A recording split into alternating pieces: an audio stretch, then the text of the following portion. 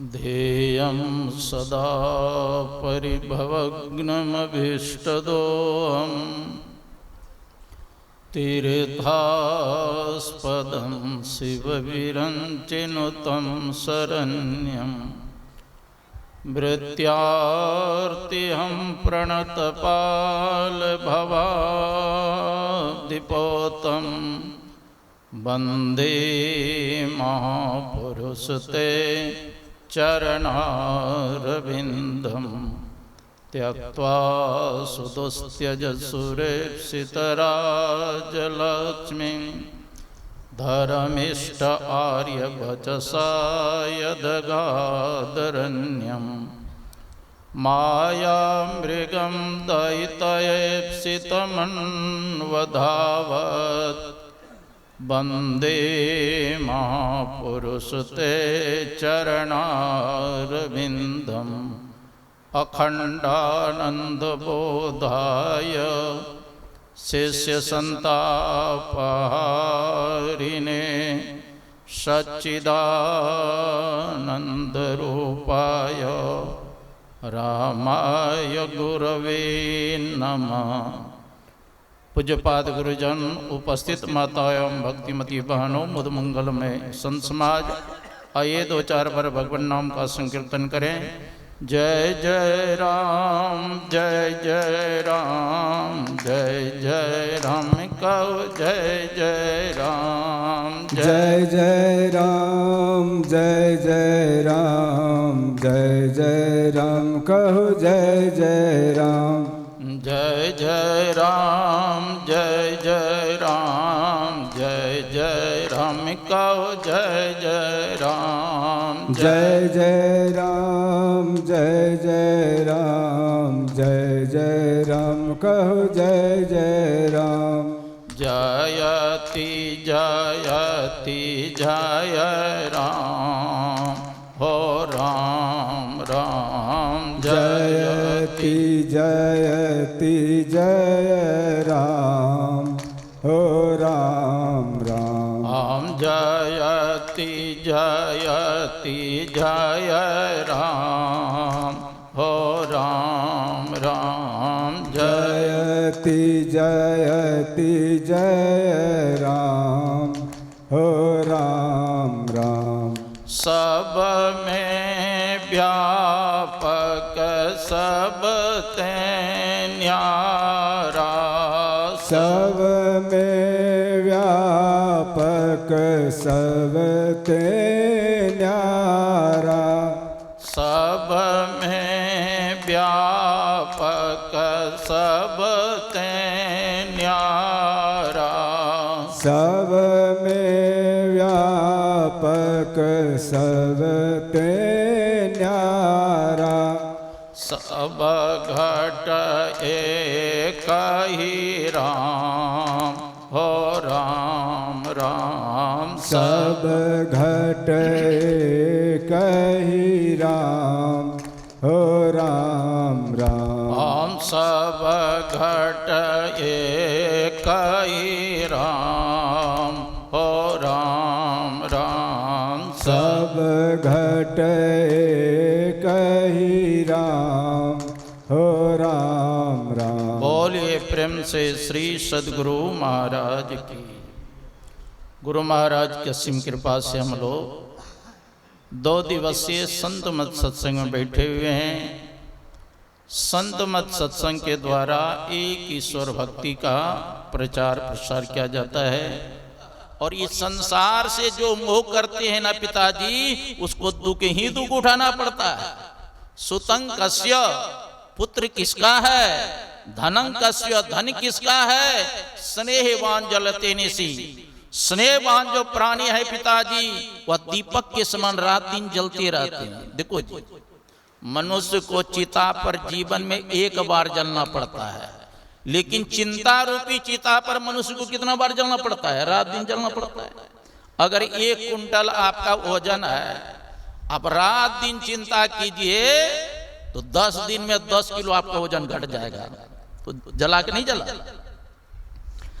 मुंचा ज्ञानम प्रजारूपम मोहते नरको गति, निपतिष्यति देहोयम सर्वं त्यक्त्वा वनं प्रज। मुंचा ज्ञान, यह मेरा पुत्र है, यह मेरी पत्नी है, यह मेरी संपत्ति, ये कौन ज्ञान है? का ये मुंचा मन झूठा ज्ञान है, सही ज्ञान नहीं है। मुंचा ज्ञानम प्रजारूपम मोहते नरको गति। मोह के कारण से हे पिताजी नरक की प्राप्ति होती है। मोहते नरको गति निपतिष्यति देहोयम, एक दिन तो पिताजी यह शरीर छूटेगा ही है। निपतिष्यति देहो, तब सर्वम त्यक्त्वा वनं व्रज, सब कुछ त्याग करके वन में जाकर के भगवान के भजन कीजिए पिताजी। न चंद्र सुखम किंचित न सुखम चक्रवर्तिनः सुखम अस्ति विरक्तस्यो मुनिरेकांत जीवना। हे पिताजी, न तो स्वर्ग के राजा इंद्र को सुख है, न चक्रवर्ती सम्राट को सुख है। चक्रवर्ती राजा युधिष्ठिर जी महाराज थे, क्या सुखी थे क्या? हाँ, तब सुखी कौन है? का सुखम अस्ति विरक्तस्यो मुनिरेकांत जीवना। हे पिताजी, जो एकांत में रह करके भगवत भजन करते हैं वही सुखी है, नहीं तो वरना सबके सब दुखी है। कबीर साहब के वाणी में है, तन धर सुखिया कोई न देखा, और जो देखा सो दुखिया हो। उदय अस्त की बात कहतु है, सबका क्या विवेका हो। घाट है बाढ़ है सब जग दुखिया, क्या की रही बैरागी हो। और सुखदेव आचार्य दुख के डर से गर्भ से माया त्यागी। जोगी दुखिया जंगम दुखिया, तपसी को दुख दूना हो। आशा तृष्णा सबको व्यापे, कोई महल न सुना। कहते कहते कहते हैं, साच कहो तो कोई न माने, और झूठ कहा नहीं जाई हो। अब ब्रह्मा विष्णु महेश्वर दुखिया जिन्हें रहा चलाई। अवधू दुखिया भूपति दुखिया, रंग दुखी विपरीति हो। कहे कबीर सकल जग दुखिया, संत सुखी मन जीती हो। जिसने मन पर विजय प्राप्त कर लिया वही संत सुखी है, या एकांत में बैठ करके भगवत भजन करते हुआ व्यक्ति सुखी है। का चलो मैं पुत्र से, पत्नी से, धन संपत्ति से आसक्ति को हटा ली, अब क्या करूं? का पिताजी, मनुष्य को अपने शरीर के प्रति भी आसक्त होते हैं, इसलिए शरीर से भी आसक्ति को त्याग कीजिए। शरीर में कोई अच्छी चीज नहीं है। इस शरीर में क्या है?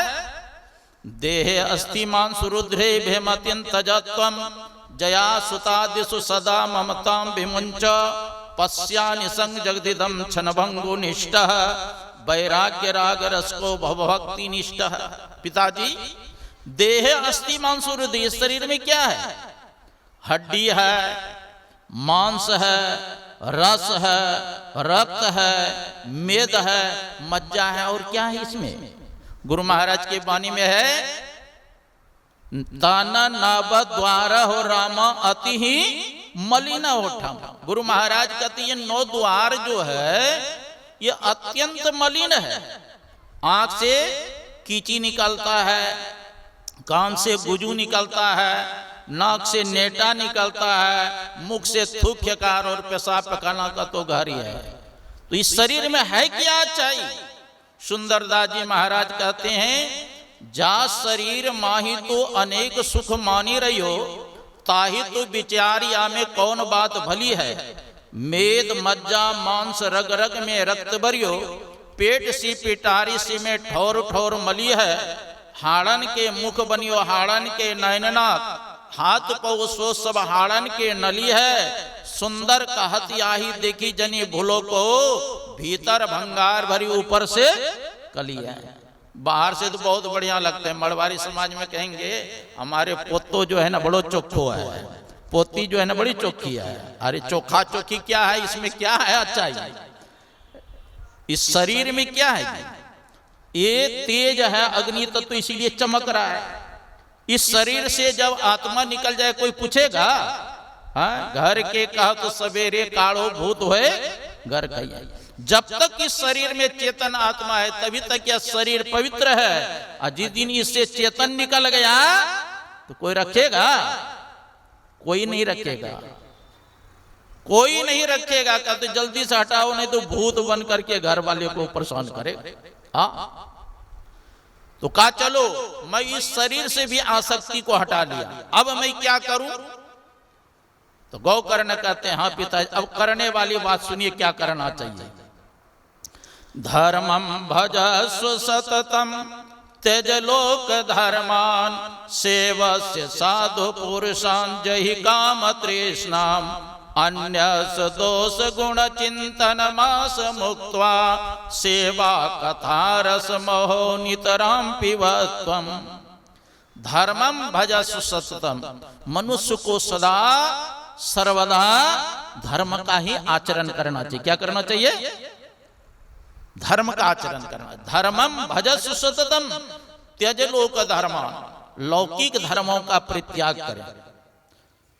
त्यज लोक धर्मान सेवस्य साधु पुरुषान जहि काम तृष्णा, और संत महात्मा की सेवा करने से तृष्णाओं का अंत होता है। गुरु महाराज की भी वाणी में है, गुरु की भक्ति साधु की सेवा अब बिनु कछु नहीं पाई। जब तक गुरु की भक्ति नहीं करेंगे, संतों की सेवा नहीं करेंगे, कुछ मिलने वाला नहीं है। सेवा से सद्गुण है आते, जिससे जीवन सुखमय होता, और जिसमें सेवा भाव नहीं साई सुख चैन कहूं। सेवा कीजिए, है ना। अन्य से दोष गुण चिंतन मास मुक्त्वा, न तो दूसरे का दोष देखना चाहिए, न तो दूसरे का गुण देखना चाहिए। तब का देखें? क्या का दोष देखना हो मानव को अपना दोष देखना चाहिए, और गुण देखना हो तो अपने इष्ट में देखना चाहिए, है ना। अन्य से दोष गुण चिंतन मास मुक्त्वा सेवा कथा महो, कहते हैं हर एक हमेशा संत महात्मा की सेवा करें, भगवान का भजन करें, इसी में जीव का परम कल्याण होगा। पुत्र के उपदेश को सुन करके आत्मदेव ब्राह्मण जंगल चले गए और अपने मन को भगवान के भजन में लगा करके आत्म कल्याण कर लिए। बोलिए श्री सद्गुरु। तो मानव शरीर इसीलिए मिला है भगवान का भजन करने के लिए। भगवान श्री राम कहते हैं कि बड़े भाग मानुष तन पावा सुर दुर्लभ सब ग्रंथि का। बड़े भाग्य से यह मनुष्य का शरीर मिला है, और यह देवताओं को भी दुर्लभ है। अच्छा, जो शरीर देवताओं को दुर्लभ है, वह शरीर हम लोगों को सुलभ से प्राप्त है। ऐसा कौन कार्य करना चाहिए? जो देवता नहीं कर सके वह कार्य अगर करेंगे तब तो श्रेष्ठ है, और जो देवता करे वो भी नहीं कर सके तो श्रेष्ठ है। मान लिया जाए यहाँ इंद्र जी प्रकट हो जाए, और आप लोग जितने बैठे हैं सबसे कहे जो इच्छा है हमसे वरदान प्राप्त कर लो, खाली मोक्ष को छोड़कर।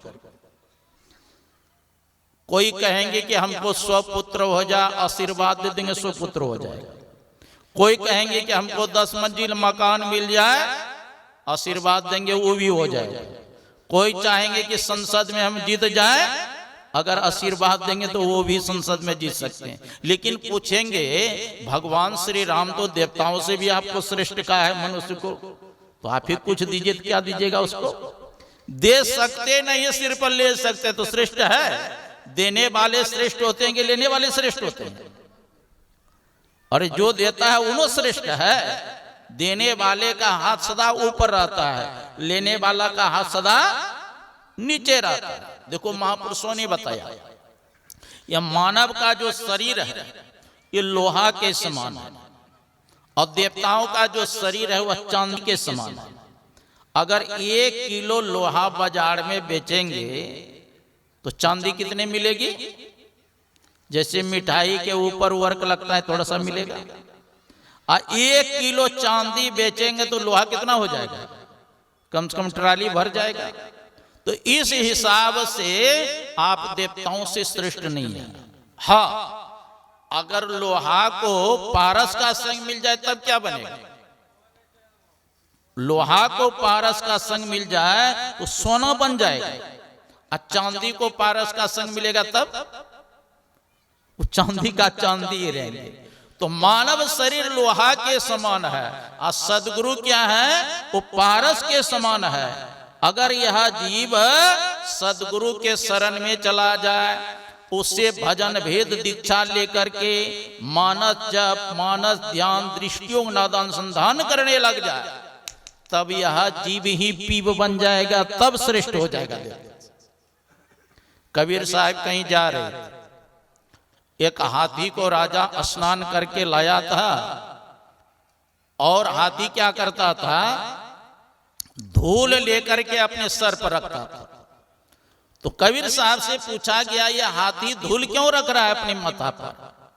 तो कहा, राज द्वारे बंदिया माथा धुनत गजंद, हम मानुष जन्म का पहियों भजियों परमान। कहती है हाथी धूल नहीं डाल रहा है, सिर ढूंढ रहा है कि कब हमको मनुष्य शरीर मिले और परमात्मा की भक्ति करके परमानंद को प्राप्त करें। यही बात रहीम कवि से पूछा गया, धूल धरत निज शीश पर, कहो रहीम के काज, जही रजमुनि पत्नी तरी सो खोजत गजरा। कहते हैं ये हाथी धूल नहीं डाल रहा, ये हाथी उस चरण धूल के चक्कर में है, जिस चरण धूल के कारण से गौतम ऋषि की पत्नी अहिल्या का उद्धार हो गया। गौतम नारी श्राप बस उपल दे धरि धीर, चरण कमल रचासी कृपा करा। और हम लोगों को मानव शरीर मिला है, क्या कर रहे हैं, 84 के चक्कर में पड़े हैं, नमक तेल हल्दी मसाला जुटाने में जीवन बर्बाद कर दी। पूजवा के पदार्पण हो रहे हैं, सब खड़े हो जाएं। बोलिए श्री सद्गुरु महाराज की।